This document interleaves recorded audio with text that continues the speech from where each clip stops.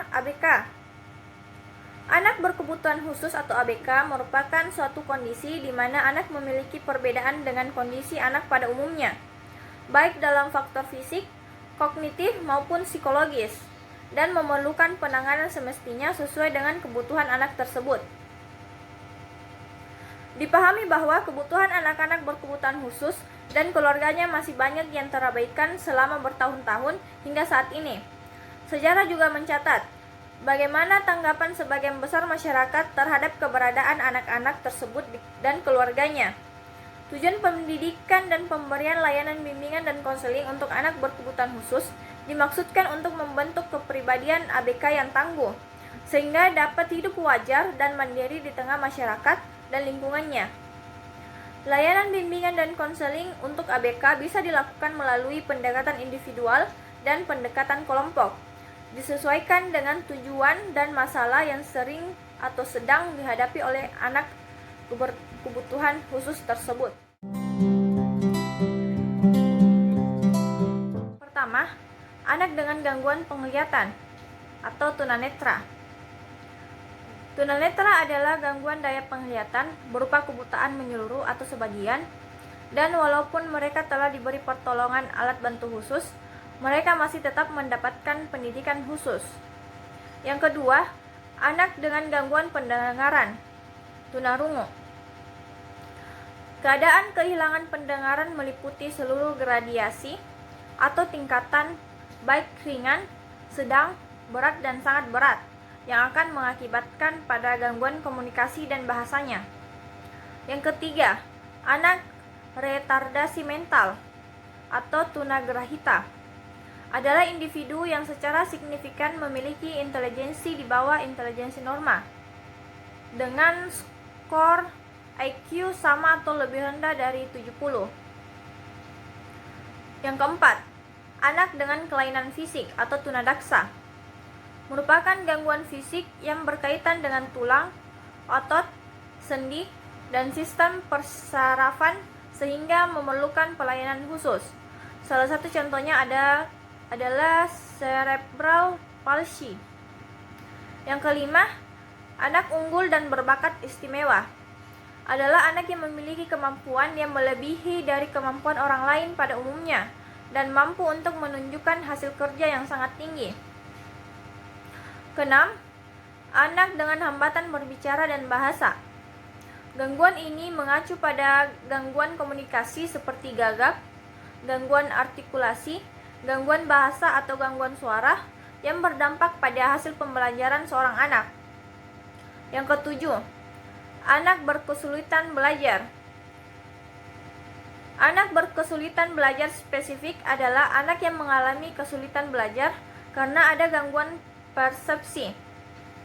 Ada 3 bentuk kesulitan belajar anak, yakni kesulitan di bidang matematika atau berhitung, diskalkulia, kesulitan membaca, disleksia, kesulitan berbahasa, dyshasia, dan kesulitan menulis, disgrafia. Kedelapan, anak dengan gangguan spektrum autis. Anak dengan gangguan spektrum autis adalah anak yang mengalami gangguan perkembangan yang dimanifestasikan dalam hambatan komunikasi verbal dan nonverbal, masalah pada interaksi sosial, gerakan yang berulang, dan stereotip, sangat terganggu dengan perubahan dari suatu rutinitas, memberikan respon yang tidak sesuai terhadap rangsangan sensoris. 1. Tunagrahita. Permasalahannya, tidak dapat mengatur diri sendiri, perilaku sosial, bahasa dan pengucapan, kesehatan fisik, berkomunikasi, kelainan sensori gerak, dan masalah psikiatri. Kebutuhannya, perhatian khusus dari guru di sekolah. Penempatan anak tunagrahita ditempatkan pada kelas pada umumnya. Mengadakan pusat belajar atau learning center. Pusat belajar ini dibentuk pada sudut-sudut ruangan kelas. Yang kedua, kesulitan belajar, learning disabilities, atau anak yang berprestasi rendah. Permasalahannya, kesulitan dalam tugas akademik khusus, terutama dalam hal membaca, menulis, dan berhitung atau matematika. Kebutuhannya perhatian dari guru dalam mengenalkan angka dan huruf, aktivitas yang berhubungan dengan menyortir dan mencocokkan huruf atau angka. Yang ketiga, hiperaktif. Permasalahannya, anak-anak yang menunjukkan perilaku tersebut tidak bisa diam. Kebutuhannya membangun kehidupan anak yang terstruktur, suasana tidur yang baik, memberikan kasih sayang dan penghargaan, fokus ke minat dan bakat, serta kepercayaan dirinya.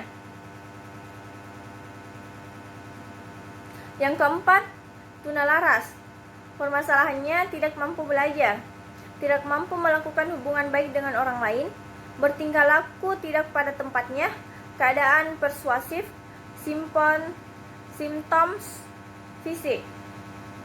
Kebutuhannya pola belajar take and give, tidak memaksakan kehendak, ruang pada anak untuk berkembang, batasan mana yang boleh dan mana yang tidak boleh. 5. Tunarungu. Permasalahannya kesulitan belajar untuk mengenali suara. Kebutuhannya membutuhkan stimulasi, disiplin diri, dan mengungkapkan ekspresi. 6. Tunanetra. Permasalahannya dalam hal pribadi, pendidikan, penyesuaian diri, dan emosional. Kebutuhannya media belajar. 7. Anak autis. Permasalahannya memahami lingkungan dan gangguan perilaku. Kebutuhannya berkomunikasi, bersosialisasi, dan memahami kesukaannya. 8. Tunadaksa. Permasalahannya masalah fisik dan psikologis. Kebutuhannya komunikasi, mobilisasi, sosial, dan psikis. Dan yang terakhir, yang ke-9, tunaganda. Permasalahannya komunikasi, motorik dan fisik, perilaku, kelupaan, meregeneralisasikan keterampilan. Kebutuhannya komunikasi alternatif, intervensi awal.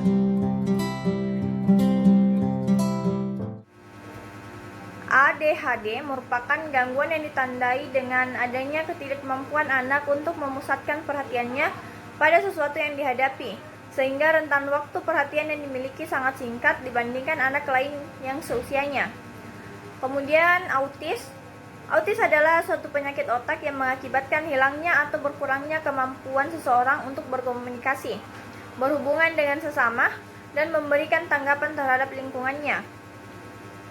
Kemudian retardasi mental merupakan masalah bidang kesehatan masyarakat, kesejahteraan sosial, dan pendidikan baik pada anak yang mengalami retardasi mental maupun keluarga dan masyarakat. Definisi retardasi mental harus mencakup bidang kognitif atau intelijensia dan adaptasi sosial yang timbul pada masa perkembangannya. Kemudian anak dengan bakat khusus atau talented merupakan anak yang menonjol pada suatu bidang tertentu dari suatu individu yang dibawa sejak lahir, atau secara umum disebut bakat, berarti kecakapan khusus yang sifatnya non-intelektif. Kemudian anak gifted merupakan anak yang memiliki bakat, memiliki kemampuan yang luar biasa pada hampir semua bidang maupun bidang-bidang tertentu, kreativitasnya tinggi, dan sangat bertanggung jawab pada tugas, pemikiran yang kritis, mampu menerima informasi dengan mudah, dan mempunyai keterikatan dengan tugas-tugas. Pemahaman ABK sebagai individu. Untuk memudahkan pemahaman terhadap kebutuhan penyandang kelainan ini, kita akan mengelompokkannya menjadi kebutuhan fisik atau kesehatan, kebutuhan sosial atau emosional, dan kebutuhan pendidikan. Ketiga kelompok kebutuhan ini akan mencakup kebutuhan yang berkaitan dengan kondisi kelainan. Pertama, kebutuhan fisik atau kesehatan. Layanan tersebut antara lain physical therapy dan occupational therapy. Yang keduanya berkaitan dengan keterampilan gerak atau motor skills, dan speech therapy atau bina bicara bagi para tunarungu. Yang kedua, kebutuhan sosial emosional. Berbagai kondisi atau keterampilan seperti mencari teman, memasuki masa remaja, mencari kerja, perkawinan, kehidupan seksual, dan membesarkan anak merupakan kondisi yang menimbulkan masalah bagi penyandang kelainan. Oleh karena itu, mereka memerlukan lindungan dan bantuan para pekerja sosial, psikologi, dan ahli bimbingan yang dapat membantu mereka dalam menghadapi berbagai masalah yang berkaitan dengan sosialisasi. Yang ketiga, kebutuhan pendidikan. Kebutuhan pendidikan penyandang keluarbiasaan meliputi berbagai aspek yang terkait dengan keluarbiasaan yang disandangnya. Semua penyandang kelainan memerlukan latihan keterampilan atau vokasional dan bimbingan karir yang memungkinkan mereka mendapat pekerjaan dan hidup mandiri tanpa banyak tergantung dari bantuan orang lain. Sekolah inklusi adalah sistem layanan pendidikan yang mengikut sertakan ABK untuk belajar bersama dengan peserta didik lainnya yang sebaya di sekolah reguler yang terdekat dengan tempat tinggalnya atau suatu sekolah yang menampung semua peserta didik di kelas yang sama dengan menyediakan program pendidikan yang layak, menantang, maupun bantuan dan dukungan yang dapat diberikan oleh guru agar mereka berhasil, tetapi tetap disesuaikan dengan kemampuan dan kebutuhan setiap peserta didiknya. Kemudian, ada 6 model pembelajaran dalam sekolah inklusi yang disesuaikan dengan tingkat kebutuhan peserta didiknya, yaitu model kelas reguler atau inklusi penuh, model kelas cluster, model pull-up, model cluster and pull-out, model kelas khusus, dan model khusus penuh. Pada kurikulum tahun 2013, tujuan yang harus dicapai oleh peserta didik dirumuskan dalam bentuk deskriptif dengan sasarannya domain afektif, kognitif, dan psikomotor. Dalam setiap kegiatan pembelajaran, ketiga domain tersebut selalu menjadi target.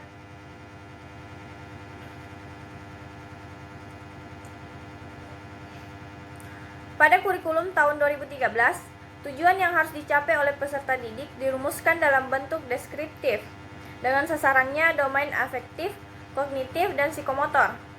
Dalam setiap kegiatan pembelajaran, ketiga domain tersebut selalu menjadi target pencapaian dan pengembangan. Untuk keperluan ini, maka domain itu dijabarkan menjadi 4 target pencapaian kompetensi: religius, sosial, kognitif, dan psikomotor. 4 kompetensi itu sebenarnya mewakili 3 domain dengan catatan bahwa kompetensi religius dan sosial mewakili domain afektif. Teknik asesmen ABK. Yang pertama, observasi. Observasi adalah salah satu teknik asesmen yang dilakukan dengan cara mengamati dan mencatat secara sistematik gejala-gejala yang diselidiki. Yang kedua, analisis sampel, contoh pekerjaan. Contoh pekerjaan tersebut merupakan suatu yang dihasilkan oleh anak, misalnya kertas kerja, tugas menulis, respon membaca secara lisan, atau karya seni. Yang ketiga, tes acuan kriteria atau CRT. CRT membandingkan prestasi anak dengan berbagai kriteria. Kriteria yang dimaksud harus relevan dengan kurikulum sekolah. Yang keempat, inventory informal. Inventory informal digunakan untuk menilai prestasi anak dalam kaitannya dengan kurikulum sekolah. Yang kelima, analisis tugas. Analisis tugas adalah proses menjabarkan tugas belajar ke dalam beberapa komponen atau unit yang terajarkan untuk mencapai tujuan pembelajaran. Yang keenam, checklist. Checklist yaitu suatu daftar yang berisi nama-nama subjek dan faktor-faktor yang hendak diselidiki. Yang ketujuh, skala rating. Pencatatan dengan rating scale adalah mencatat gejala menurut tingkat-tingkatnya. Yang kedelapan, interview dan kuesioner. Kuesioner adalah suatu daftar yang berisikan rangkaian pertanyaan mengenai sesuatu masalah atau bidang yang akan diselidiki. Dan yang terakhir, yang ke-9, tes acuan normatif. Tes acuan normatif dilakukan jika ingin membandingkan kemampuan seorang anak dengan kemampuan anak lainnya atau kelompok seusianya. Model dan teknik bimbingan dan konseling anak berkebutuhan khusus. Yang pertama, pendekatan individual dan kelompok. Dalam pendekatan individual, konselor berfokus pada seorang klien atau konseli saja.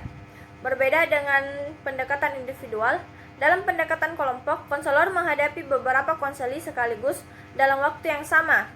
Fokus konselor adalah para siswa, informasi yang diberikan, dan cara memecahkan masalah yang berhubungan dengan tugas perkembangan dan tugas sosialnya. Yang kedua, pendekatan behavior. Terdapat 4 metode yang dapat digunakan untuk bimbingan konseling anak berkebutuhan khusus, yaitu operant learning. Metode ini berfokus pada penguatan yang dapat menghasilkan perilaku yang diharapkan. Kemudian unitative learning atau social modeling.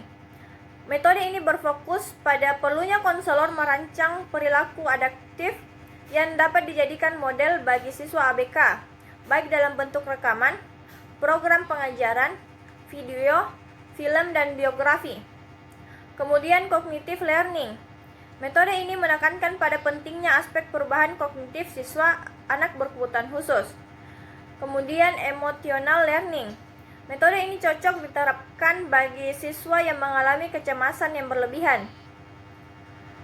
Yang ketiga, pendekatan reality.